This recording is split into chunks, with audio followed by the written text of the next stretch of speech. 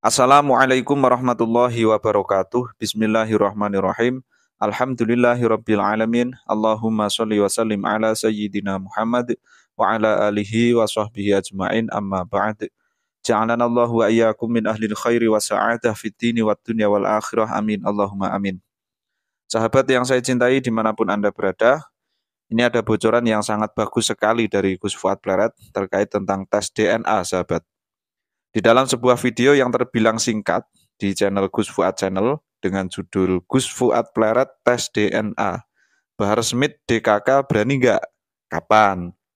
Meski di dalam video itu durasinya singkat dan beliau menyampaikan dengan santai, tetapi ada banyak sekali catatan-catatan penting yang perlu diurai dan diketahui bersama, sahabat, terkait tentang tes DNA tentunya.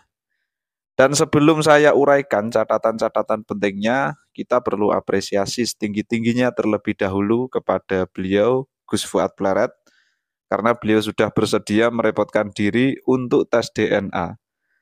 Setahu saya, beliau itu dikenal sebagai keturunan Wali Songo, tepatnya keturunan Raden Rohmatillah atau Sunan Ampel. Secara pribadi ya saya percaya, meskipun beliau sendiri terbilang hampir tidak pernah mengaku-ngaku sebagai keturunan Wali Songo. Dan seperti yang sudah diketahui bersama, kalau Wali Songo dan keturunannya itu kan dari sisi data dan tes DNA sudah valid ketersambungan nasabnya kepada baginda Nabi Muhammad Shallallahu Alaihi Wasallam. Sudah tidak diragukan lagi gitulah ya. Makanya saya kira oknum habaib yang sering mengaku-ngaku keturunan Nabi gak ada salahnya mengikuti langkah Gus Fuad Pleret ini, yaitu tes DNA. Agar umat ini tidak terombang-ambing terus-menerus dengan perbedaan-perbedaan yang menimbulkan ketidakpastian. Baik, langsung saja sahabat kita uraikan apa saja catatan penting yang dapat kita ambil. Di antaranya adalah, ini yang pertama, ini sangat penting menurut saya, yaitu apa? Ternyata tes DNA itu mudah dan ramah di kantong. Cuma daftar, bahkan bisa lewat online, dengan biaya sekitar ya kalau menurut penjelasan Gus Fuad Pleret sih sekitar 12-13 jutaan.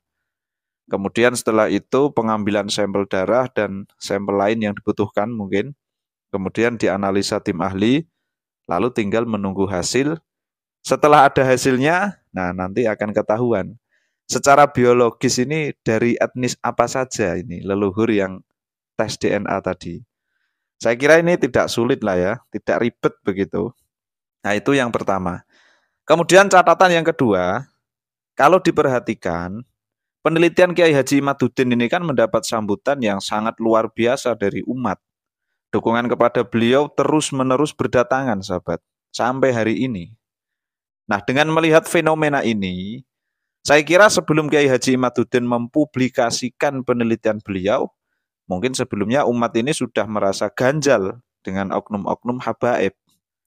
Entah dari perilaku yang tidak mencerminkan akhlak Nabi, padahal katanya cucu Nabi, atau mungkin dari tutur kata yang ya tahu sendirilah ya. Kalau boleh kita gambarkan, mungkin ada yang bertanya-tanya begini, ini keturunan Nabi, kok modelnya begini. Mungkin dari dulu-dulu itu memang sudah ada ganjalan-ganjalan seperti itu. Sehingga ketika penelitian Kiai Haji Imaduddin ini dipublikasikan, umat merasa terwakili. Kiai Haji Imaduddin secara tidak langsung telah menjawab ganjalan-ganjalan yang ada di benak umat ini. Kalau boleh kita gambarkan, mungkin ada yang terbenak di dalam pikirannya, oh ternyata, kalau istilah Jawa itu, oh lah jebule. Mungkin ada yang berpikiran seperti itu. Nah, maka tes DNA ini akan menjadi sangat penting karena kejanggalan umat yang tadinya hanya mengenai akhlak oknum habaib, sekarang itu bergeser kepada keraguan terhadap kejujuran dari seluruh habaib yang ada, yang tercatat di Robitoh Alawiyah ya. Padahal ulama kita dari masa ke masa itu sudah membangunkan husnudzon dengan baik, bahwa nasab Alawi bersambung kepada Nabi Muhammad Shallallahu Alaihi Wasallam. Ya masalah benar dan tidaknya ya nanti pertanggungjawabannya di akhirat. Selesai, itu ulama kita dulu. Kok nanti seandainya nasab Alawi benar-benar sampai kepada Nabi, Ya tidak ada yang perlu dipertanggungjawabkan karena sudah husnudon. Dan seandainya sebaliknya, ternyata nasabnya batil, ternyata nasabnya tidak bersambung. Ya tetap husnudon nanti akan menyelamatkan. Karena husnudon itu kan bukan berarti percaya sepenuhnya, akan tetapi lebih kepada menjaga hubungan baik sesama umat manusia. Kan itu. Saya kira ulama-ulama dulu sudah mempertimbangkan hal-hal semacam inilah ya. Sehingga beliau semua sangat mudah sekali berhusnudon. Apalagi jika pengakuan sebagai keturunan Nabi itu dibarengi dengan akhlak-akhlak yang mulia, welas asih kepada sesama, ilmu pengetahuan yang luas, dan teladan yang baik, mungkin semakin hari yang terbenak bukan hanya sekedar husnudon, bisa jadi malah naik menjadi yakin. Akan tetapi, suasana akan berbanding terbalik ketika ada banyaknya oknum-oknum yang terus-menerus bermunculan mengatasnamakan cucu Nabi, akan tetapi akhlaknya jauh dari akhlak Nabi Muhammad Shallallahu Alaihi Wasallam. Kalau sudah begini, ya sudah sepatutnya fakta-fakta sejarah dibongkar kembali, fakta-fakta ilmiah ditunjukkan agar dipahami bersama bahwa bagi yang ragu terhadap nasab mereka, nah itu sah-sah saja. Tidak percaya mereka keturunan Nabi itu juga sah-sah saja.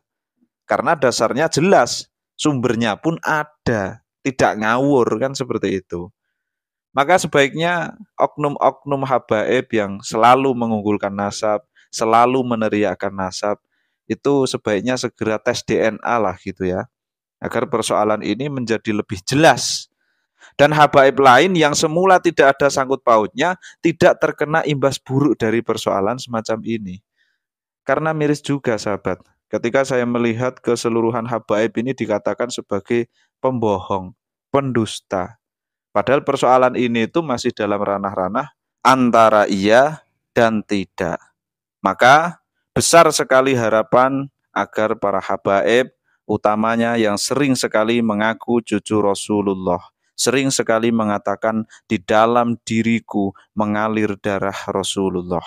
Besar sekali harapan beliau bersedia melakukan tes DNA agar persoalan ini bisa menjadi terang benderang, bisa menjadi lebih jelas. Tadi kan prosesnya tidak sulit ya kan, mudah. Ya tinggal tunggu apa lagi, umat ini sudah menunggu. Seperti itu sahabat ya. Kiranya itu yang bisa saya sampaikan, semoga bisa dimengerti.